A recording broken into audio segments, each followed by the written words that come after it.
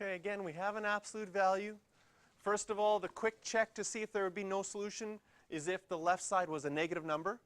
If it was negative 4 on that left side, you could write no solution right at the beginning, not have to show any work, and be very happy. Unfortunately, it says 4. So we've got to do a little bit of work. Split it up into 2.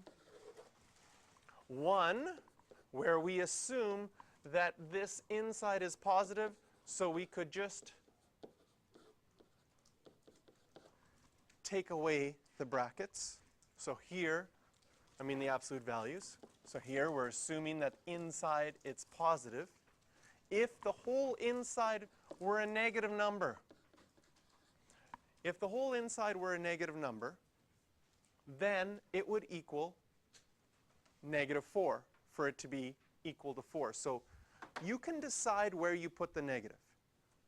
When I have a single number on the one side, I like to just change that to the negative. If you'd wanted to put the negative on the other side, it would look like this. Negative, bracket around the whole thing, negative 3x minus 2 squared plus 4. And you would have to distribute that negative to this term and to this term. So I always like to put the negative on the side where I'm going to have to do the least amount of work. Because whether you times the right side of the equation by a negative or the left side of the equation by a negative, you still end up with the same thing. Now we'll go solve both of these, bring the 4 over. First of all, it's a quadratic equation, okay? But it's already, can you see that it's already in the standard form? So we can sort of use an idea like the completing the square. The completing the square has already been done. If we can get the x minus 2 by itself, the x minus 2 squared by itself, we can take the square root of both sides. So what I'm going to try and do that, I'm going to move the 4 over. That's going to give me 0 equals negative 3 x minus 2 squared. If I divide by both sides by negative 3, 0 divided by negative 3 is? Negative 0. So now if we wrote negative 0, okay? No, this is going to be an epiphany moment for everybody, right? If we wrote negative 0 and we now tried to square root both sides, we would get square root of negative 0, and then you would say not possible, right? Because you can't square root a negative. So it's not possible to have the negative 0 here. We have to just write 0.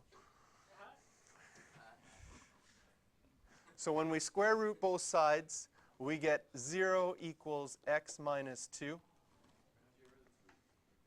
I divided both sides by negative 3. Hence where we thought maybe we would get a negative 0 and realize that that can't exist because you can't take the square root of a negative.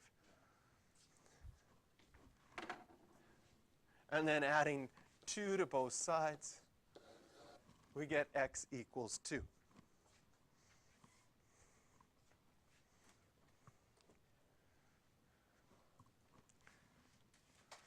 In the negative 1, we can move the 4 over. We get negative 8 equals negative 3 x minus 2 squared. Divide both sides by a negative 3, you get positive 8 over 3 equals x minus 2 squared. And now when you square root both sides here, you have to remember plus or minus.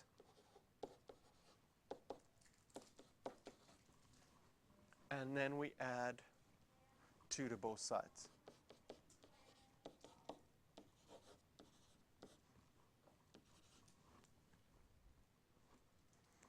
That's a very nasty number to try to plug in.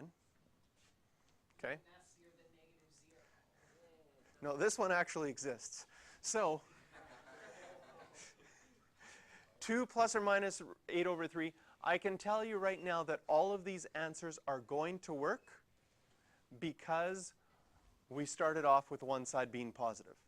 Where you run into problems is where one of the sides was negative and you didn't notice it to begin with.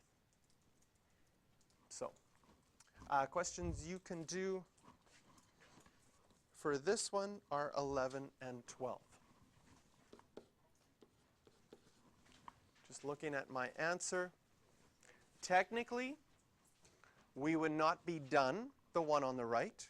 we have some problems with simplification, because right now we have 2 plus or minus square root of 8 over square root of 3. And we have to review our radicals unit.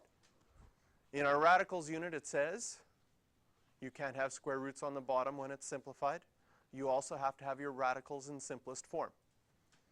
So can you simplify any of those radicals? Yes. The root 8, right? Root 8 is equal to 2 root 2. And we'd still have a root 3 on the bottom.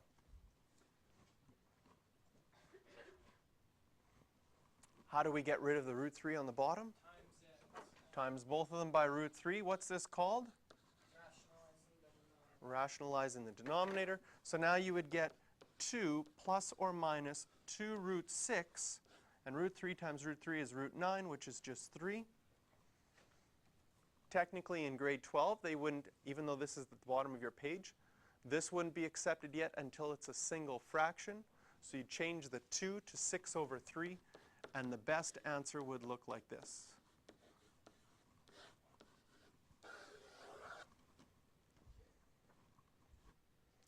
Because 2 is 6 over 3, then you'd have a common denominator, and then you could add those to a single fraction. Or subtract. So there is the proper way to write the final answer on that side.